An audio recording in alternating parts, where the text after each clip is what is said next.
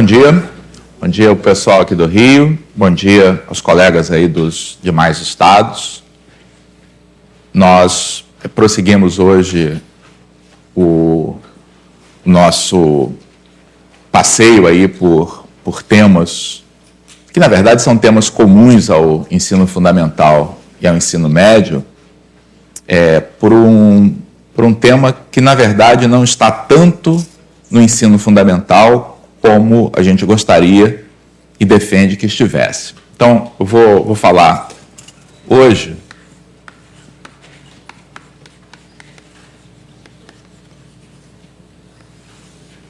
a respeito de problemas de contagem,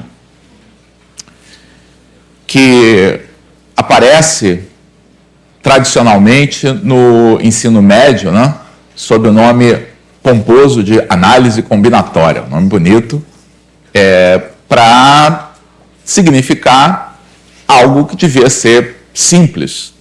Simples porque, na verdade, é o primeiro contato que todo mundo tem com a matemática é com esse problema.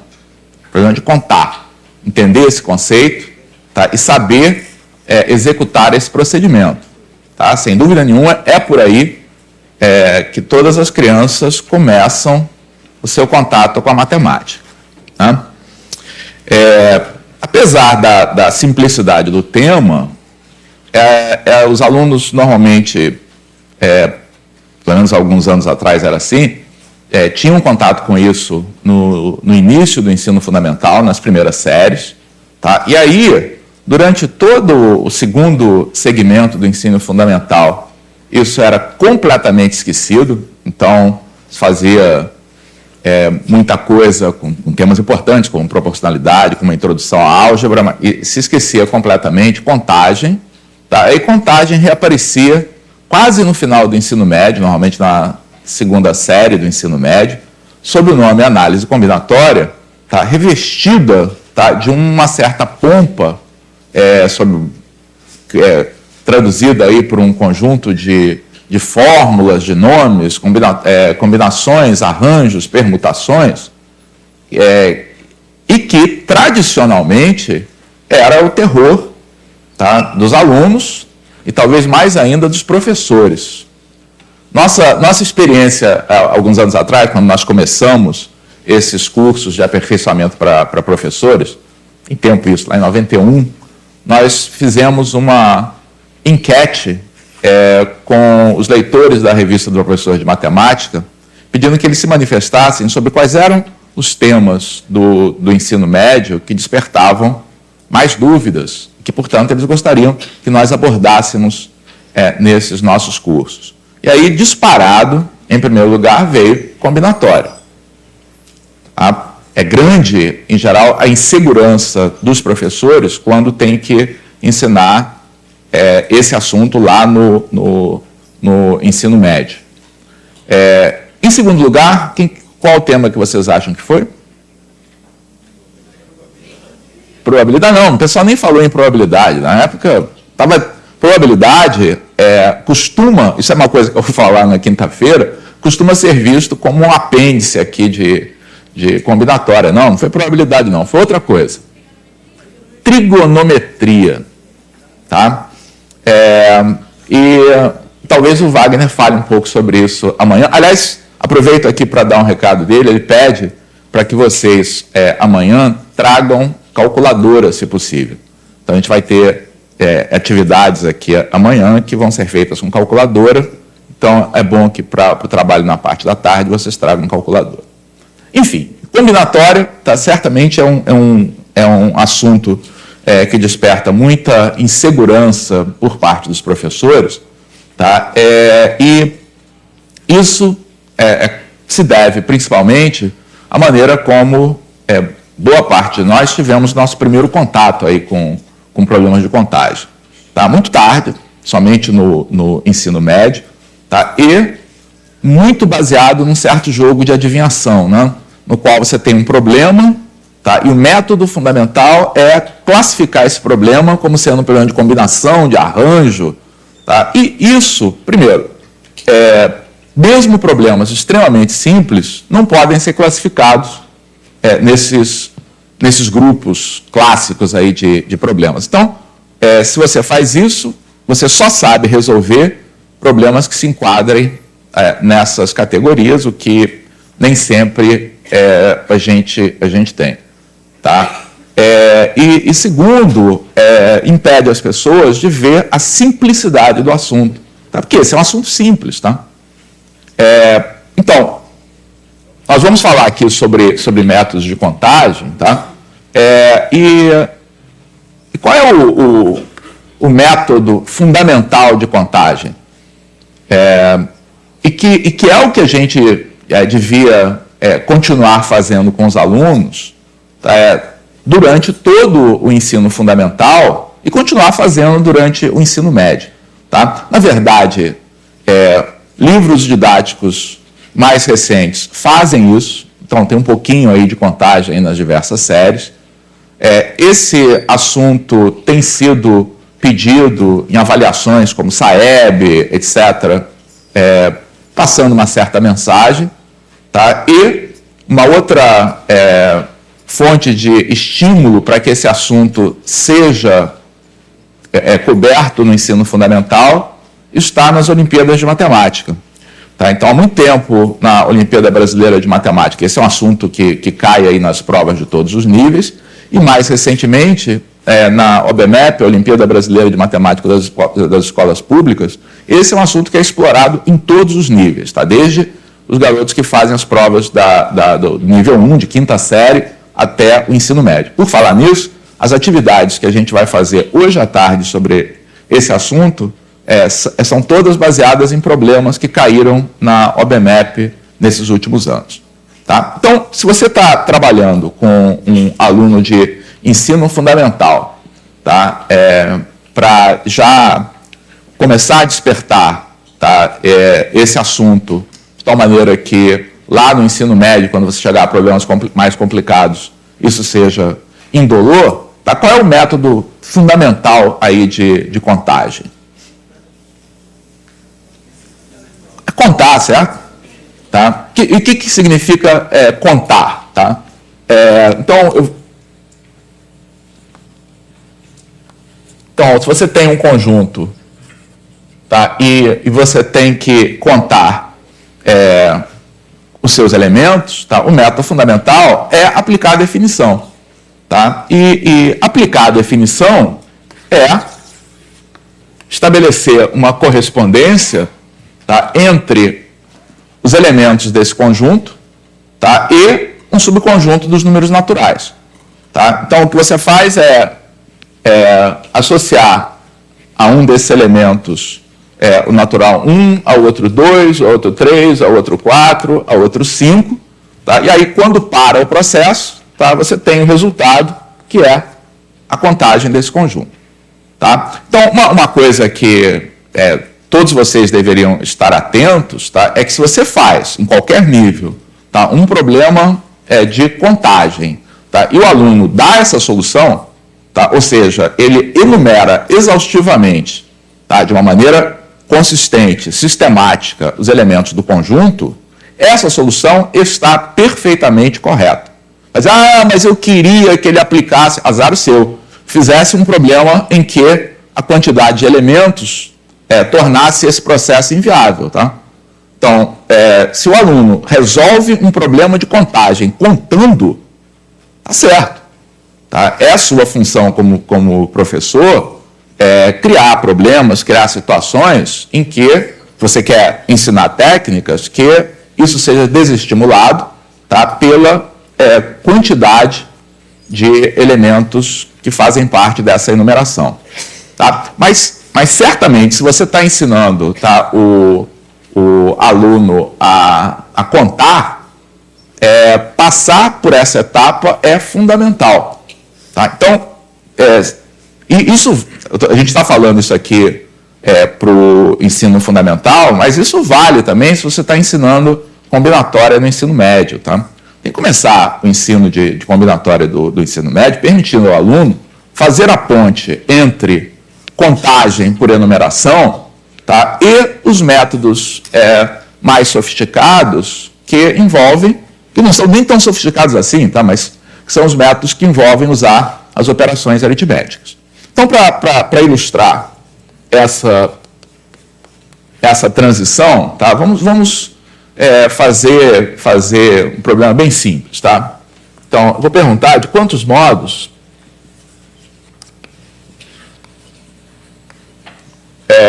se pode escolher um representante e um vice em um grupo de 4 alunos.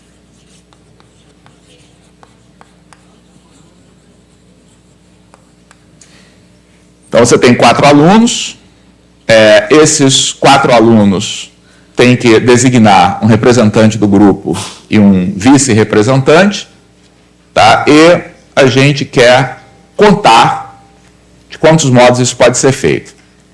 Pergunto, quantos de vocês estão loucos para dar uma resposta com uma fórmula aí para esse problema? Tem uma fórmula, né?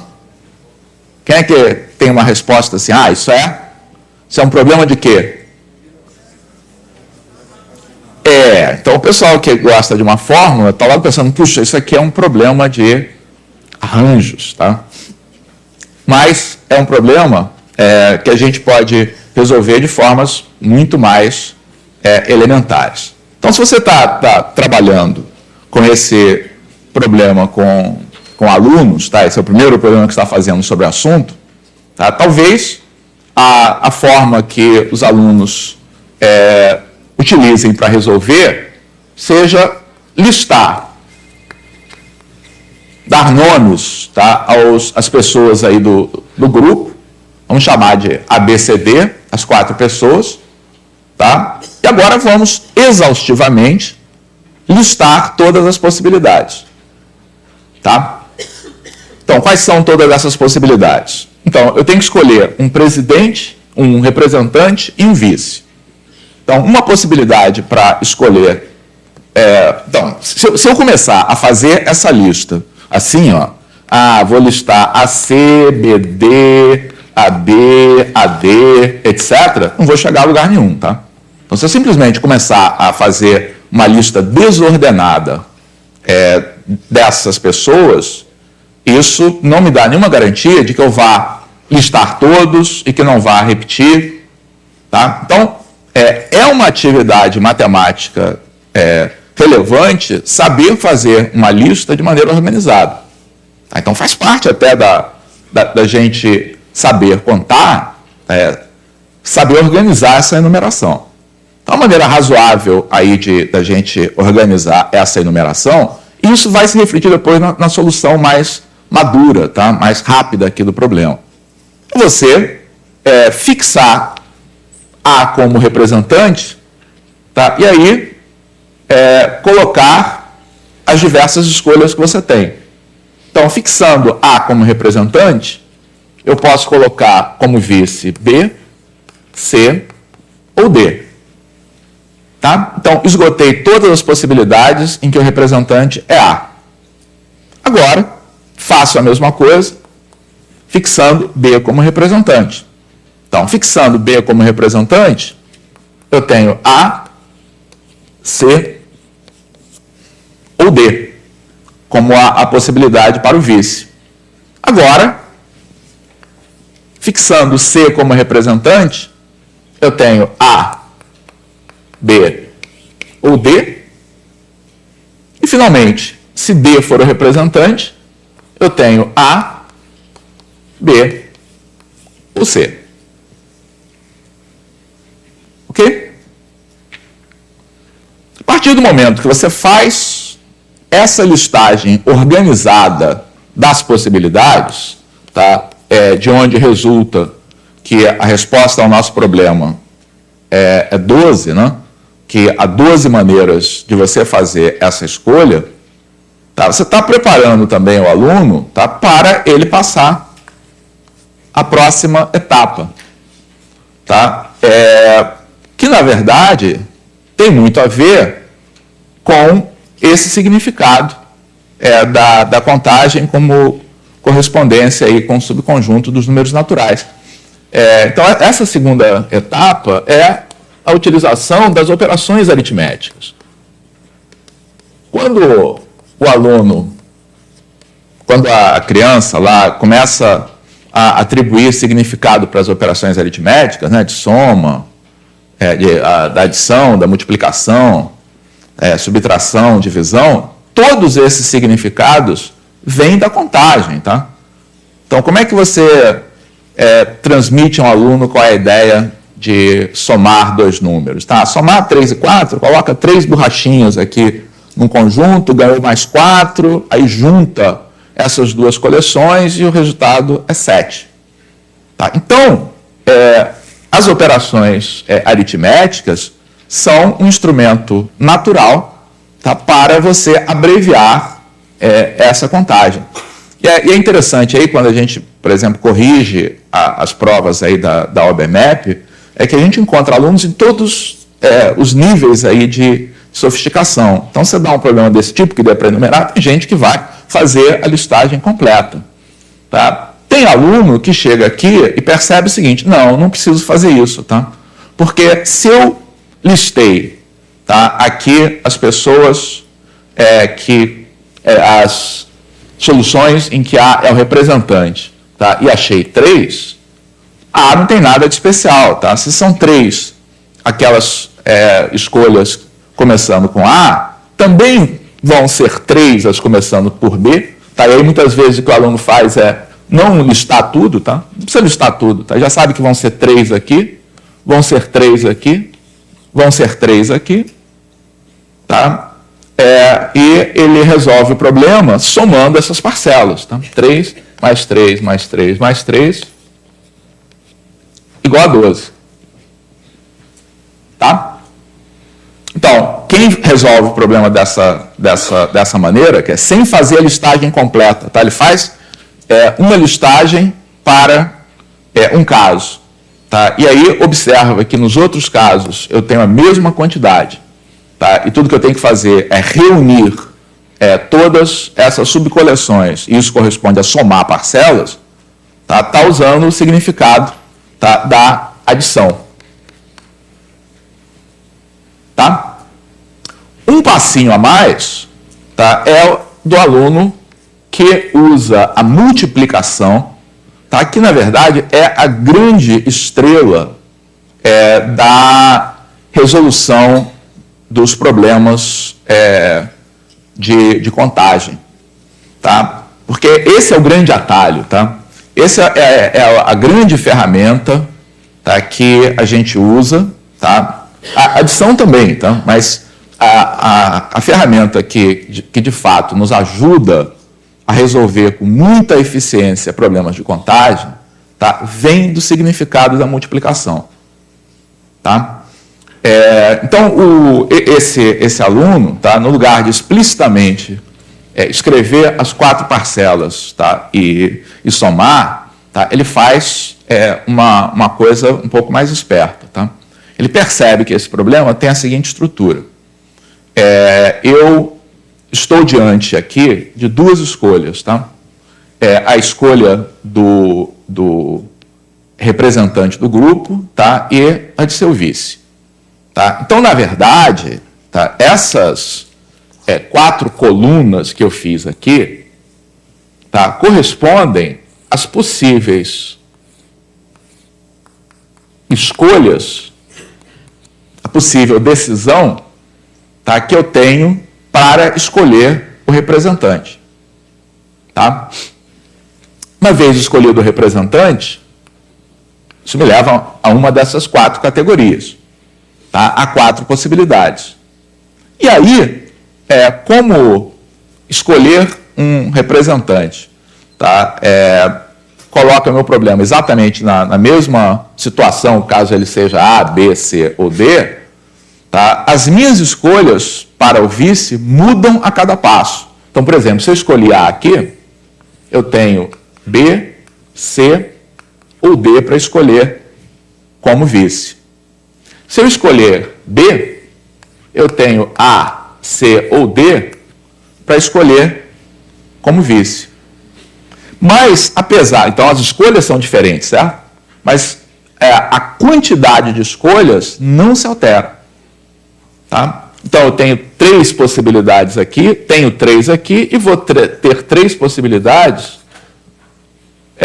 nos outros ramos aqui da minha árvore. Tá?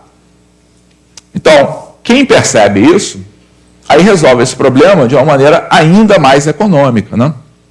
Ele percebe que o que a gente tem, tá, é uma estrutura de árvore, tá, em que a cada passo eu tenho um determinado número de escolhas a fazer.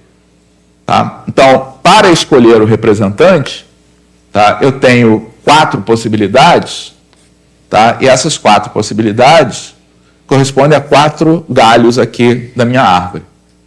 Chegando ao final do primeiro galho, eu tenho que escolher o vice. Tá? As minhas escolhas para vice dependem de quem eu escolhi como representante, mas não a quantidade delas. A quantidade delas é sempre a mesma. Tá? Então, eu tenho 3 possibilidades para cada uma desses 4 galhos.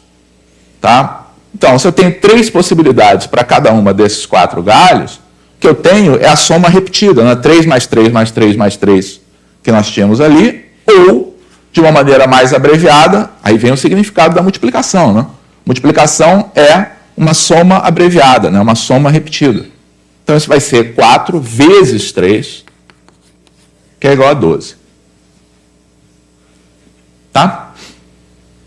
Então, essa, tá, é a principal ferramenta, tá? E é tão importante que, em geral, a gente destaca esse fato enunciando o famoso princípio multiplicativo, o princípio fundamental da contagem, que nada mais é do que recordar o significado básico da multiplicação. Tá? Então, não tem nada de sofisticado aqui no princípio multiplicativo, ele apenas nos recorda, tá, que a multiplicação é a operação que faz somas de parcelas repetidas. Tá? Então, feito, expresso aqui sobre a forma, tá, de problemas aí de contagem, tá? Uma maneira que a gente pode anunciar esse princípio é a seguinte. Tá? Então, se uma decisão D1 pode ser tomada de P modos.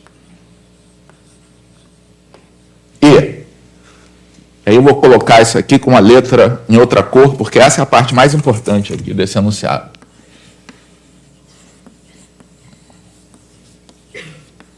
Qualquer que seja esta decisão,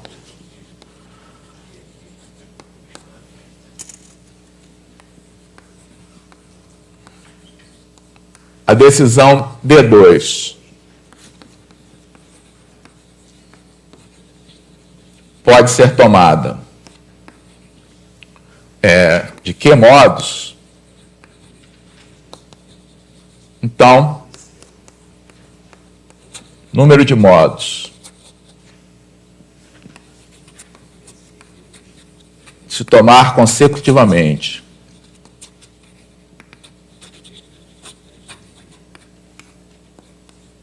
D1 e D2 é o produto P vezes Q. Tá? Então, a demonstração é aquela lá, tá? Então, se você tem P modos para tomar a primeira decisão, você vai tomar consecutivamente 2 decisões, pode ser representado por uma árvore, tá? No primeiro ramo corresponde à primeira decisão, o segundo ramo corresponde à segunda decisão. Tá? Se no primeiro ramo você tem P possibilidades e cada uma dessas decisões nos levam a Q possibilidades na segunda etapa, tá? Então, o número de possibilidades de tomar as duas decisões, tá, é o produto P vezes Q. Então, de posse do princípio multiplicativo, tá? É claro que a gente aborda aquele problema de uma maneira ainda mais rápida, né? A partir do momento que a gente tem isso, a gente não precisa desenhar essa árvore, tá? O que a gente precisa é descrever, tá, quais são as etapas de decisão.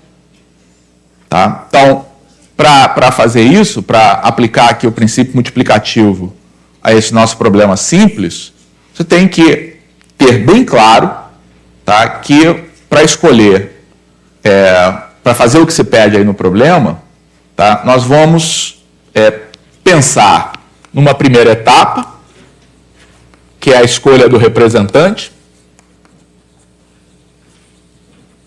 e numa segunda etapa, que é a escolha do vice. Tá? Então, nós descrevemos o processo de formar essa dupla representante-vice como um processo que tem duas etapas. A primeira etapa, a escolha do representante, pode ser feita de 4 modos. Tá? Pode ser A, B, C ou D. Tá? E aí vale o que está em amarelo aqui. Qualquer que tenha sido, tá, essa decisão tomada nessa primeira etapa, a escolha do vice pode ser feita de 3 modos, porque pode ser escolhido como vice todos, exceto aquele que foi escolhido como representante. Tá? Então vale isso aqui. Tá? Qualquer que seja essa decisão tomada, eu tenho 3 possibilidades. Tá? E aí, o resultado é o produto, tá, desses 2 fatores, resultando, tá, em 12 possibilidades no final. Tá? Então, a multiplicação é a nossa grande estrela. Tá?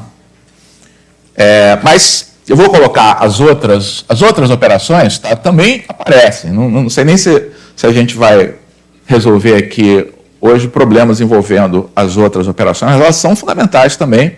E, na verdade, problemas, por exemplo, que requerem usar divisão são mais difíceis.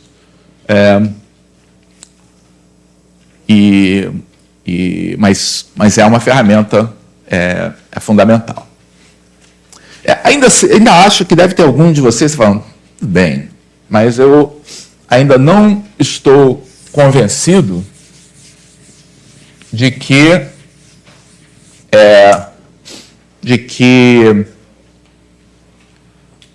realmente seja melhor, tá, a gente usar esse processo do que usar as fórmulas. Eu que sou craque aqui em arranjos, combinações e permutações, tá, no lugar de perder esse tempo todo, tá, listando isso aqui ou fazendo produtos, tá, eu preferiria ensinar para meus alunos, tá, que se trata de uma situação em que eu tenho que escolher 2 de 4, em que a ordem interessa, porque um é representante e o outro é vice, logo eu enquadro diretamente aí na fórmula do arranjo e resolvo o meu problema. Tudo bem, então vamos fazer, tá, um outro exercício, tá, que é o seguinte.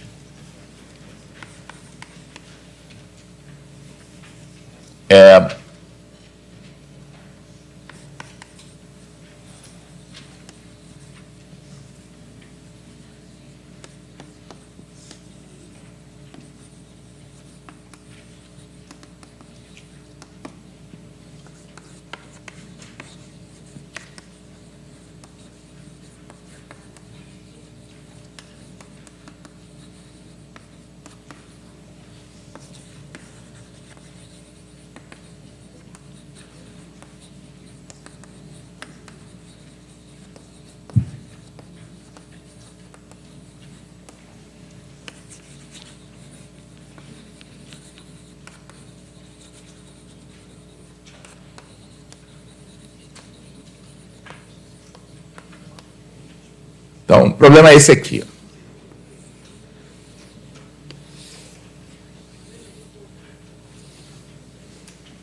Você tem uma bandeira que é formada por 3 listras. Tá? E aí você tem 4 lápis de cor. Lápis amarelo, lápis azul. Deixa eu ver se eu tenho 4 lápis de cor mesmo. Um lápis verde e um rosa. Tá? E a nossa tarefa é pintar essa bandeira, tá? Usando quantos lápis aqui você quiser. No mínimo, você vai usar quantos lápis aqui? Então, a restrição aqui é que regiões adjacentes não podem ter a mesma cor. Então, no mínimo, você vai usar quantos lápis aqui? 2. Você pode usar 2 ou pode usar 3, tá? E a pergunta é de quantos modos a gente pode fazer isso?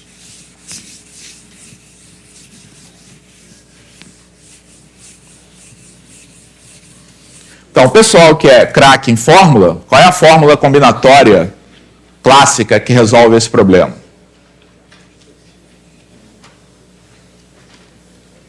É arranjo ou combinação? Ou será permutação?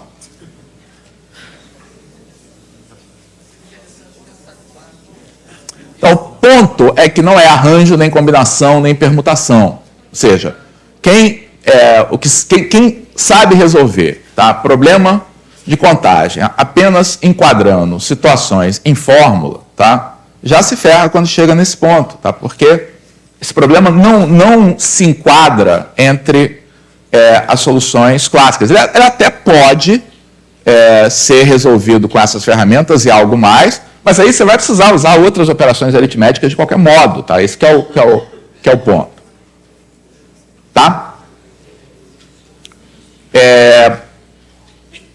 Se o que você pensa, tá, no princípio multiplicativo, tá, esse problema tem uma solução natural, tá, e completamente elementar, tá, simples. Então, qual é a ideia do princípio multiplicativo? É você decompor, tá, o seu processo, tá, de formar os objetos a serem contados. Tá? Então, no fundo, você está pensando como o aluno tá, que enumerou todas aquelas possibilidades. Tá?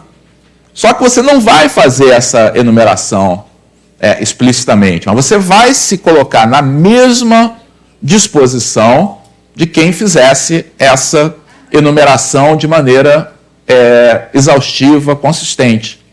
Então, para fazer isso, você tem que pensar em etapas de realização.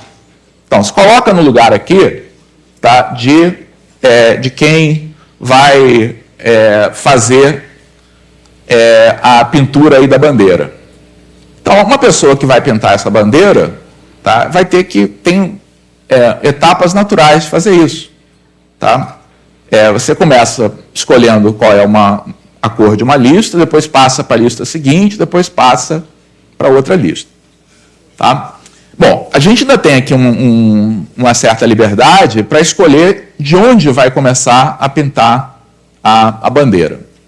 Vocês querem começar a pintar essa bandeira de onde? Tanto faz, tá? Mas, já que tanto faz, tá? Que tal começar da ordem natural para a gente, que é fazer as coisas aqui, tá, de cima para baixo. Então, essa primeira lista aqui, tá, vai ser a primeira etapa da nossa escolha. De quantos modos eu posso fazer o preenchimento dessa primeira lista? 4 modos. Tá? Então, escolhi, tá, pintar essa lista. Qual é a lista que vocês querem pintar depois? Essa ou essa? Quem acha que é melhor começar com essa aqui agora? Que é mais fácil considerar essa aqui?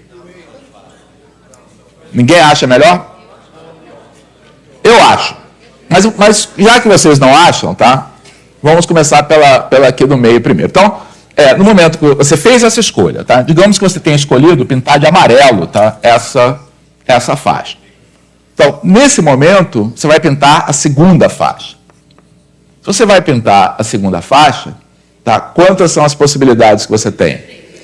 3, porque você pode usar, tá, qualquer uma das cores, exceto a que foi utilizada na primeira faixa. Então, veja bem, as suas decisões dependem do que você escolheu para a primeira faixa, mas não a quantidade delas. Só está valendo o que está em amarelo ali. Qualquer que seja essa decisão, eu tenho 3 possibilidades. Tá? Digamos que eu tenha escolhido aqui pintar de azul. Aí eu vou pintar a terceira faixa. Quantas são as possibilidades de escolha aqui? 3 ou 2 ou 4? A única cor que é proibido utilizar aqui é a que foi utilizada na segunda faixa. Ah, pode pintar de amarelo? Pode. A única restrição é que faixas adjacentes, tá, não podem ter a mesma cor. Tá? Então, eu tenho 2 possibilidades aqui. 3. Tá? Então, eu posso ter escolhido, por exemplo, até o próprio amarelo. Tá? É uma das minhas possíveis escolhas. Tá? E o que a gente está usando aqui é o princípio multiplicativo com mais etapas. Tá? Então, é como se aquela nossa árvore lá abrisse novos galhos, tá? E o resultado, tá, vai ser 4 vezes 3 vezes 3, tá? Cujo resultado vai dar 36 possibilidades, tá, para esse preenchimento. Tá? Bem, conforme eu comentei agora há pouco, essa escolha, tá, das listas aqui de cima para baixo, tá, não é a única forma, tá, da gente fazer o preenchimento da bandeira. Tá? Então, alguém que resolvesse pintar essa bandeira, seria plenamente razoável, tá, uma pessoa escolher pintar essa bandeira de outro modo. Tá? Então, uma pessoa poderia começar aqui, para a qual ela tem 4 possibilidades de escolha. Tá? Depois, já que eu comecei com a extrema de um lado, vamos passar para o extremo do outro lado. Tá? Então, se eu fizer isso, quantas são as possibilidades de escolha que eu tenho aqui para essa faixa? 4 também, porque a minha única restrição é que eu não posso utilizar...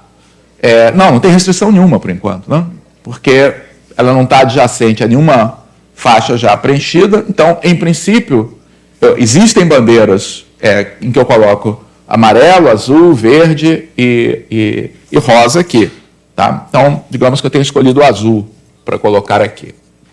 Tenho 4 possibilidades. Tá? E aqui, quantas são as possibilidades para a faixa central? Pois essa, tá, é uma habilidade que a gente tem que desenvolver, tá, ao aplicar o princípio multiplicativo. Tá? Porque o que acontece, tá, é que depende do que você escolheu para pintar aqui. Se a sua escolha foi como está aqui na figura, tá, isto é, se você escolheu para pintar a última faixa uma cor diferente da utilizada para a primeira faixa, tá? Então você não pode usar nenhuma nem outra, portanto você tem 2 possibilidades. Mas no lugar de ter pintado aqui com azul, nada me impediria de ter pintado aqui, tá, com amarelo. Nesse caso, quantas seriam? 3. Então, isso, tá, corresponde a uma situação, tá? Ou seja, esse resultado aqui depende das escolhas anteriores.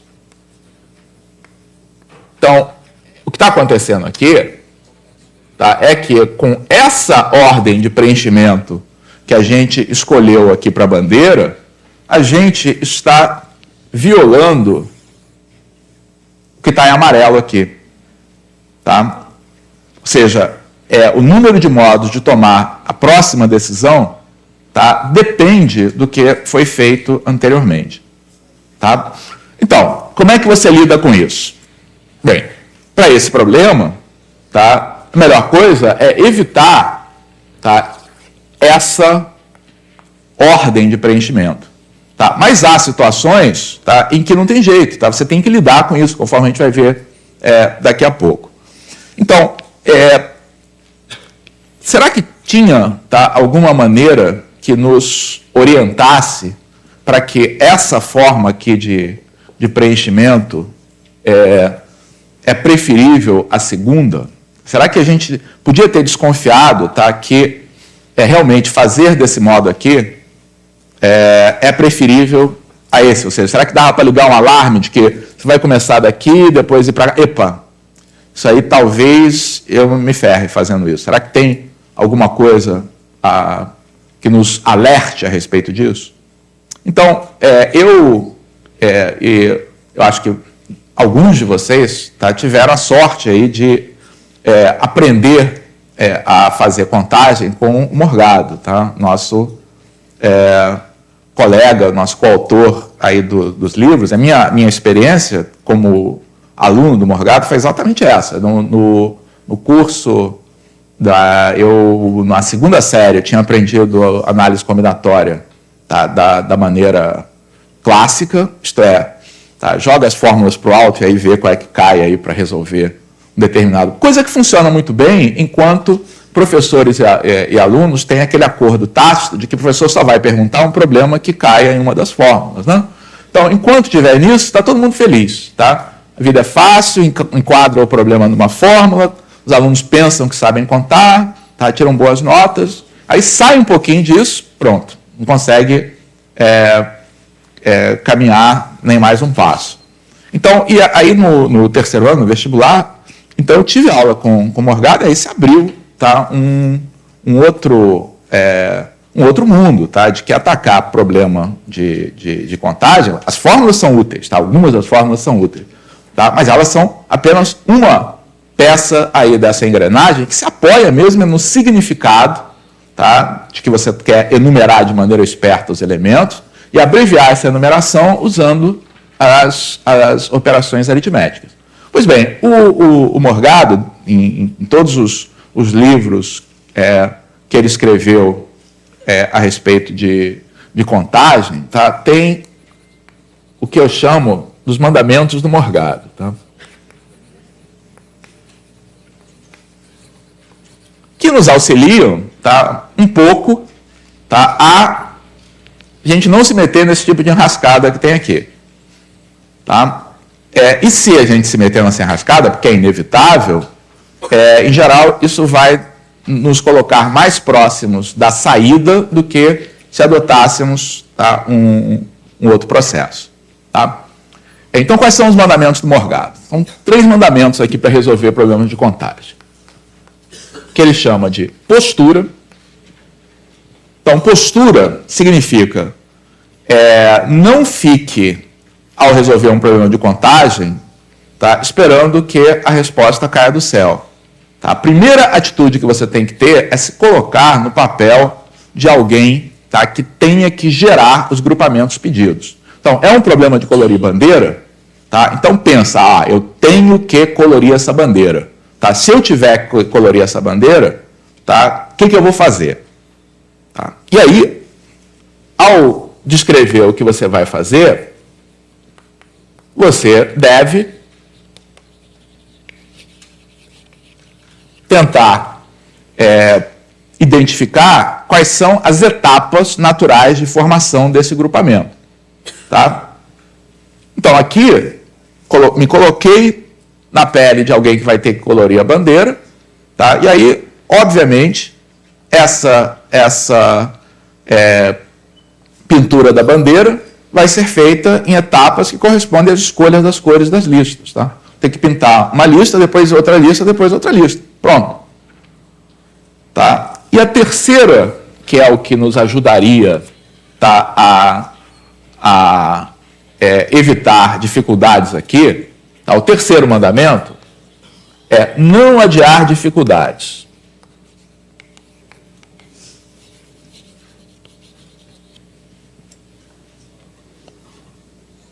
Que se traduz do seguinte modo: quando você tem uma escolha para a tomada das diversas decisões, tá? É uma boa ideia você, em cada etapa, escolher a possibilidade em que você tenha o maior número de restrições, quer dizer, aquela que seja mais restritiva. Tá? Então, vamos ver como é que isso se aplica, de fato, ao meu problema. Tudo bem, começamos em ambas as possibilidades, tá, pela lista de cima. Tá? 4 possibilidades. Tá? Na hora de escolher a segunda decisão, quem fez isso aqui é o cara que, vou ter que pensar o que eu vou colocar aqui na segunda lista, depende do que eu coloco. Vamos logo para a lista de baixo, porque ela não tem nenhuma restrição. Tá? E isso contraria o terceiro princípio. Tá? Então, o terceiro princípio num problema desse tipo, tá, você escolher aquela decisão que for mais afetada pelo que você fez antes. Então, se você escolheu pintar a primeira lista, tá, das 2 listas que faltam, a que é afetada é a segunda. Então, é melhor você atacar logo essa decisão, tá, porque tem a chance, tá, de que isso vai te poupar, tá, de considerar casos, tá, como ocorreria, tá, em outra situação. Tá? Agora, como eu disse, não há garantia de que isso necessariamente vai nos livrar de... Que coisa. Não. Eu apertei alguns botões aqui há alguns dias, aí gerou esse negócio. Eu não sei como desapertar. Esse que é o problema. Então, vamos fazer mais um exemplo, tá? Que coloca isso aí de maneira bem clara. Então,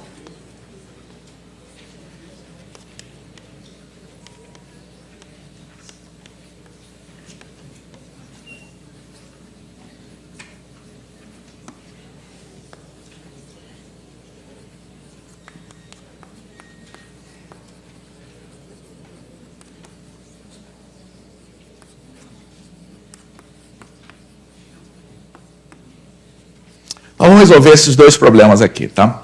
Vou querer contar quantos são os números de 3 algarismos distintos e vou querer também contar quantos desses são números pares. Então, vamos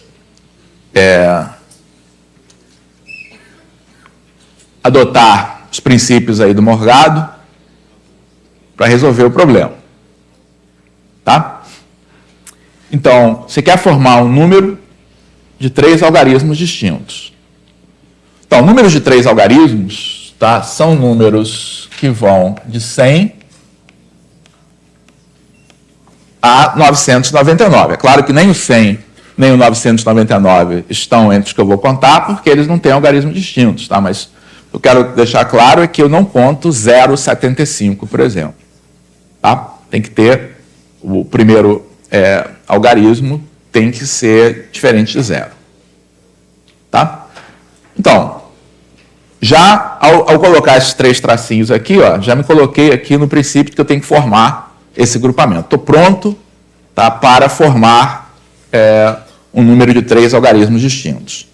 Tá? Segundo, dividir em etapas, também já fiz. No momento que eu marquei esses 3 tracinhos aqui, está claro para mim que eu vou ter que escolher um dígito de cada vez. Tá? Agora, eu tenho que escolher a ordem de escolha dos dígitos. Tá? Então, tem alguma... Em princípio, eu podia começar daqui, podia começar daqui, mas a gente, adotando o princípio 3 aqui do Morgado, tá? O mandamento 3, ele diz que a gente, para evitar problemas, tá, deve começar da decisão que seja mais restritiva. Qual a decisão que é mais restritiva aqui? É o algarismo das centenas, tá? Primeiro algarismo aí da esquerda para a direita. Porque, para esse algarismo, eu tenho essa restrição de que o zero não cabe lá, o zero não pode ser usado lá. Tá? Então, para fazer essa escolha, eu tenho 9 possibilidades. Tá? Qualquer algarismo de 1 a 9. Ok? Digamos, por exemplo, que eu tenho escolhido um 7 aqui. Tudo bem, posso ter escolhido um 7. Qualquer algarismo de 1 a 9. Aí eu vou passar para a segunda etapa. Agora, eu tenho uma restrição, tá, para esses... qualquer um dos outros dígitos. Tá? Então, na verdade, é indiferente aqui você escolher esse ou esse aqui para prosseguir. Tá? Vamos escolher esse. Então, quantas são as possibilidades? 9 também. Porque eu posso usar todos menos o das centenas. Inclusive, o zero, que era proibido aqui pode ser usado. Tá? A única coisa que eu não posso usar é o algarismo que foi utilizado para centenas. Então, tenho 9 possibilidades. Oi? Não, eu não posso usar...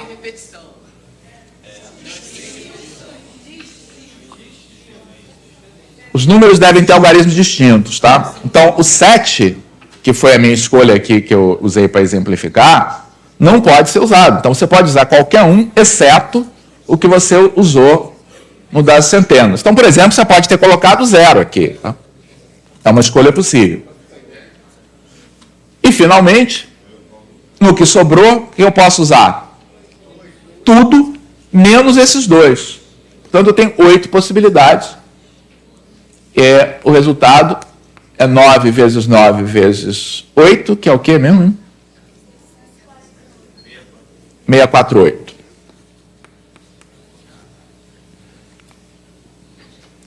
Só para mostrar como é que realmente o terceiro princípio nos salva aqui de dificuldade nesse problema, se eu tivesse optado, tá, em preencher esses algarismos da direita para a esquerda, que é uma maneira razoável também de formar esse número, eu teria quantas possibilidades aqui para o primeiro? 10. Aqui,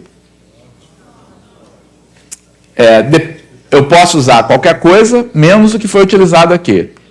9. Tá? E aqui? Agora que eu... E essa... não somente, tá, você se coloca, tá, em dificuldade ao fazer isso, como às vezes, pior ainda, tá, você não percebe que está em dificuldade. Tá? Quando você percebe que se ferrou, tá, não é tão mal, porque você vai e começa de novo. Tá? O problema é que às vezes você não percebe que se ferrou. Então você resolve esse problema, fala 10, 9, 8. Mas não é 8, tá? Porque vai depender, tá, do que você usou, tá, aqui antes. Tá? Na verdade, isso depende de você ter ou não usado o 0. Se você não usou o 0, se você usou 7 e 5, não. Se você usou, por exemplo, 7 e 5 aqui, o que vai poder entrar aqui são todos os algarismos, exceto o 7, o 5 e o 0. Então, pode ser 7 também. Agora, se o 0 foi usado, como aqui, tá? Aí você só não pode usar o 7 e o 0, são 8 possibilidades. Então, você tem aqui, outra vez, aquela palavra que é sinônimo de me ferrei, tá? Depende, tá? Chegou no depende, é sinal de que o seu... você não foi bem sucedido, tá? Usando o princípio multiplicativo. Não é que não tenha conserto, tá? Tem conserto. Tá? Ou seja, essa solução está errada? Não. Tá? Você poderia, chegando aqui, ter perguntado, depende. Depende de quê? Depende de ter ou não usado o 0 antes. Tá? E aí, contar separadamente os dois casos e reunir depois. Tá? E às vezes, isso é o que você tem que fazer mesmo. Tá? Às vezes não tem jeito. Às vezes você usa, tá, os mandamentos do Morgado direitinho, tá lá acreditando que vai se dar bem, tá? E mesmo assim você se ferra, entre aspas, tá? Você não consegue usar num passo só o princípio multiplicativo. Tá? Mas tá claro aqui, ou seja, quem cumpre aqui os preceitos do Morgado, faz as coisas direitinho, faz a sua obrigação direitinho, tá? Consegue chegar ao resultado de maneira indolor. Tá? Quem faz isso aqui tem problemas. Dá até para sair desse problema, mas complicar desnecessariamente a situação. Tá? Agora, vamos contar quantos desses números são pares.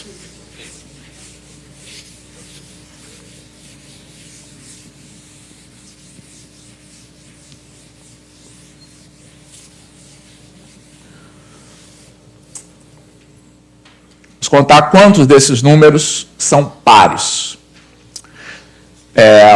Então, a mesma coisa, tá? Vamos, seguindo aqui os dois primeiros mandamentos, nos colocar no lugar de quem vai escrever um número de 3 algarismos distintos, número par de 3 algarismos distintos, tá? Dividir em etapas, tá? E agora vamos procurar usar o princípio 3, tá, para escolher qual é o algarismo que a gente vai escolher em primeiro lugar. Então, nesse caso, onde é que a gente tem restrições aqui? Agora, você tem restrição aqui, porque não pode entrar o 0. Tá? E você tem restrição aqui, porque, como o número tem que ser par, tá? Só pode ser 0, 2, 4, 6 ou 8. Tá? Então, isso aí já é sinal de que talvez a gente se ferre aí no final. Tá? Então, se você tem ambos aí com restrições, tá? Isso já é um sinal de que só com o princípio multiplicativo a gente não vai conseguir resolver o problema. Já é uma indicação. Tá? Mas, de qualquer maneira, de acordo aqui com o princípio 3, tá? Por onde é que nós deveríamos começar esse preenchimento? Pelo algarismo das centenas ou das unidades? Então, uma maneira de interpretar esse princípio é escolher a casa mais restritiva, que tem mais restrições. Tá? Então, dentro desse princípio, parece razoável, não faz muita diferença, tá? Mas parece razoável, tá? A gente começar por aqui, tá? Que é a casa que tem mais restrições, porque aqui eu só posso usar os dígitos 0, 2, 4, 6 ou 8, portanto, eu tenho quantas possibilidades? 5. Então, a minha primeira etapa é escolher esse dígito, e eu tenho 5 possibilidades de escolha. Tá? Bom, agora eu vou passar a próxima escolha, tá, que é mais restritiva. E qual é ela? Vamos atacar agora, tá, o primeiro dígito. Tá? E de quantos modos eu posso escolher esse dígito aqui? Esse que é o problema. tá? Infelizmente, tá? Depende. Tá? Então, e é claro que se eu fizesse o contrário, eu chegaria no mesmo problema, tá? Ou seja, se eu escolhesse aqui em primeiro lugar, eu teria 9 possibilidades, e aí na hora de escolher aqui, tá? Dependeria dessa escolha. Tá? Então, as duas soluções são quase equivalentes aqui. Mas vamos continuar nessa nossa solução. Tá? Então, aqui não tem jeito. Tá? Você vai ter que usar algo a mais, tá, do que o princípio multiplicativo. E, na verdade, o princípio multiplicativo te orienta como é que você prossegue a solução. Tá? Então, depende por quê e de quê. Então, primeiro, por que depende? Depende de eu ter ou não escolhido o 0, tá, aqui nessa casa. Tá? Porque se por acaso esse meu número terminar com 0, tá, quantas são as minhas possibilidades aqui? 9. Porque aí eu posso usar qualquer coisa, tá, exceto o 0. Tá? Então é 9. Agora, se não foi o 0 que entrou, foi o 2, por exemplo, quantas são as possibilidades lá? 8. Porque aí, além do 0, que é permanentemente impedido de ocupar aquela casa, tá, eu tenho a restrição do algarismo que entrou aqui. Tá? Então é 9, tá, ou 8. Tá?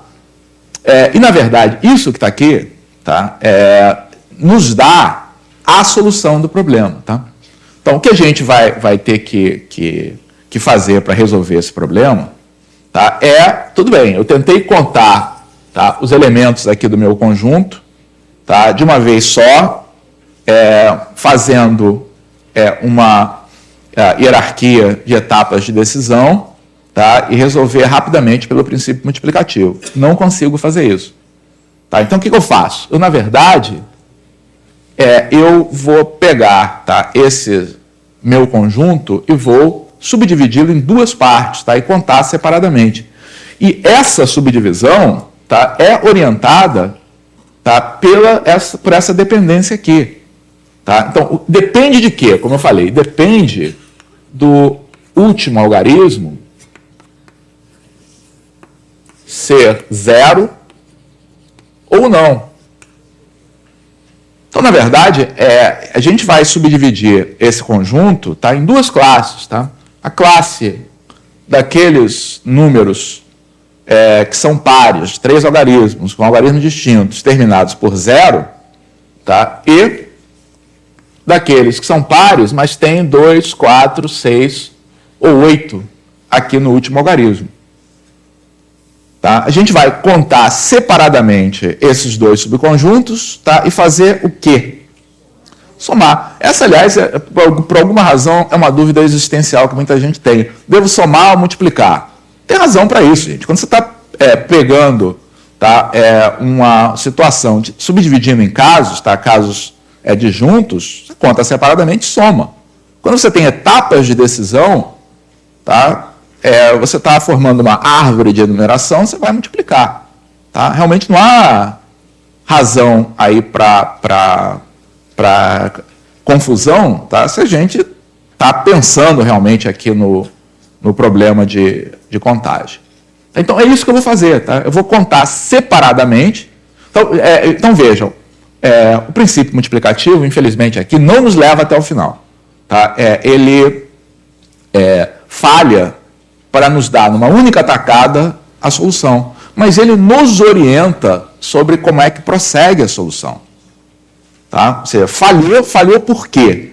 Porque depende daquela primeira escolha. Tá? Então, o que a gente vai fazer? A gente vai contar separadamente. Tá? A gente vai contar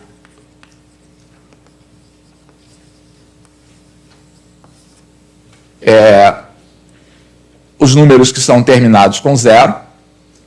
Então, se eles são terminados com 0, a gente já fixou o último algarismo. Tá? O último algarismo é 0. Tá? E aí, a próxima escolha é escolher o primeiro algarismo. Então, quantas são as possibilidades que a gente tem aqui? Então, aqui, 0 é o único proibido. Tá? Eu tenho 9 possibilidades. Tá? Digamos que tenha sido um 7, por exemplo. E agora, para o último que falta, o que eu não posso usar? Nem o 0, que foi fixado, nem o que eu utilizei na primeira casa, sobram 8.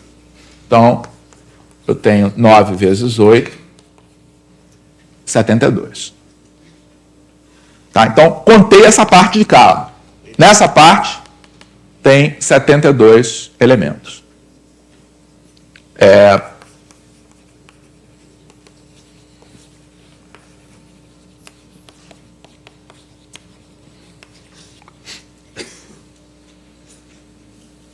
A outra subcoleção a contar são dos números terminados em 2, 4, 6 ou 8, porque o número tem que ser par. Bom, agora,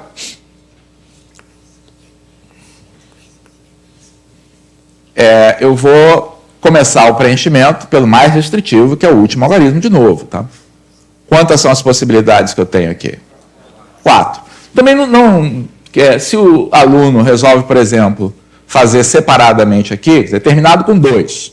Conta quantos são os terminados com 2. Depois, conta quantos são... Aí provavelmente vai perceber, é igual, tá? Então, no lugar de contar isso aqui como uma única parcela, ele podia contar como 4 parcelas iguais, tá? Vai dar no mesmo, tá? Então, de qualquer maneira, eu tenho 4 possibilidades para esse dígito. Digamos que eu tenho escolhido aqui 4 para entrar. Não, para não fazer confusão, vou escolher o 6 aqui. Agora, vou escolher o primeiro.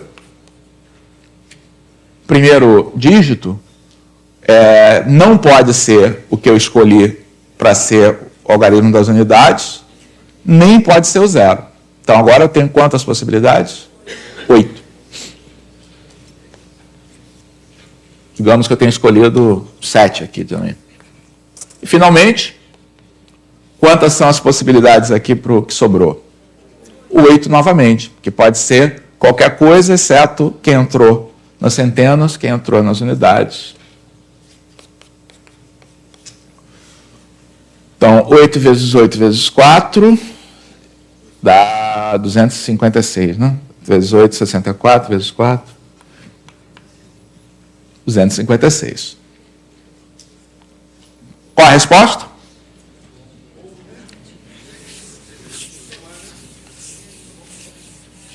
Só um eu multiplico. Só um, né?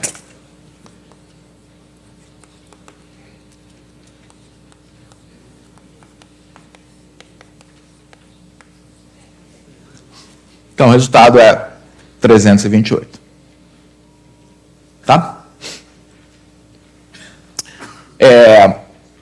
Nesse momento, tá, nas aulas do Morgado, ele sempre comentava, tá, uma outra solução para esse problema. A gente pode poupar, tá, um pouco de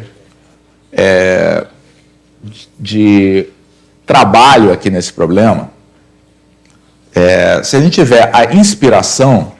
Então, porque você tentou resolver esse problema, tá? E aí não conseguiu usar o princípio multiplicativo. Tá? Então, às vezes,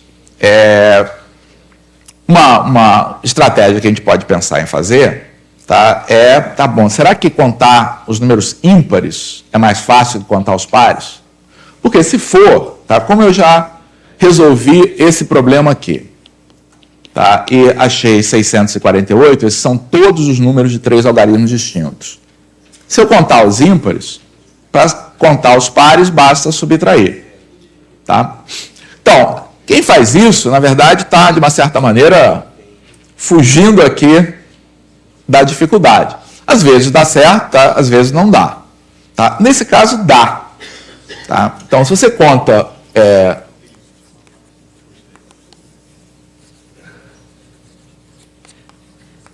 você conta os ímpares de 3 algarismos distintos, tá? Olha só por que a gente pode resolver diretamente. Começamos pelo último algarismo. Quantas são as possibilidades? 5. exatamente como aqui, porque você pode usar qualquer coisa, quer dizer, aqui você podia usar 0, 2, 4, 6 ou 8, lá você pode usar 1, 3, 5, 7, 9, a quantidade é a mesma. Tá? Aí passamos para cá. Então, de quantos modos agora, depois de ter escolhido o último algarismo, você pode escolher o primeiro? Não é mais depende, tá? Agora é 8 sempre. Porque, como você não há a possibilidade de você ter escolhido o 0 aqui, tá? Já que ele tem que ser um número ímpar, tá? Você sempre vai ter a restrição de não poder usar o dígito, o algarismo que apareceu nessa casa, nem o 0. Tá? Então, são 8 possibilidades.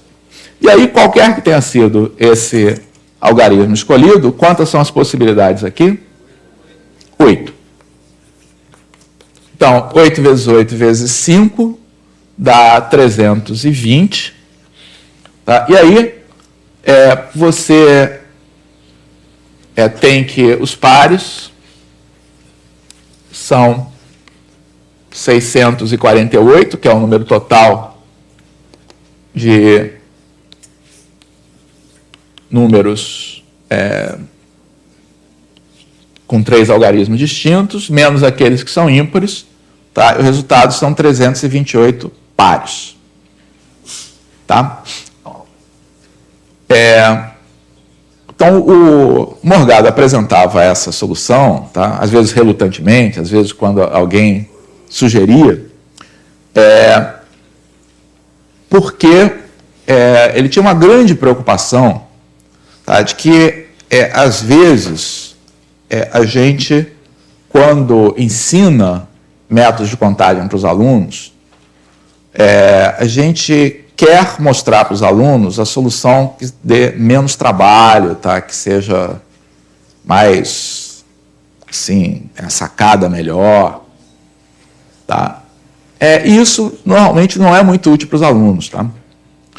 Então, aquela solução lá em que você chega à dificuldade, tá? E aí divide em casos, tá? Essa é a solução que funciona no caso geral. A maior parte das situações, você quando resolver o problema pelo complementar, tá? Você chega a dificuldades parecidas. Tá? Então, você tem um problema igualmente difícil, depois você ainda tem que subtrair do total. Tá? Nesse caso, realmente resolve. Tá? Então, se um aluno, tá, sugere uma solução desse tipo, ótimo, tá? Valorize.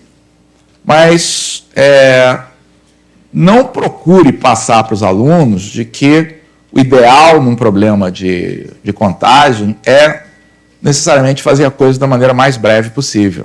Então, um aluno que aqui, por exemplo, faz separadamente 2, 4, 6 ou 8, é até bom você dar um toque, olha, você não precisava ter feito separadamente, porque é claro que se você resolveu por 2, o resultado por 4, 6 e por 8 vai ser a mesma coisa, tá? Você podia ter poupado seu tempo, mas essa é uma solução ótima, legal.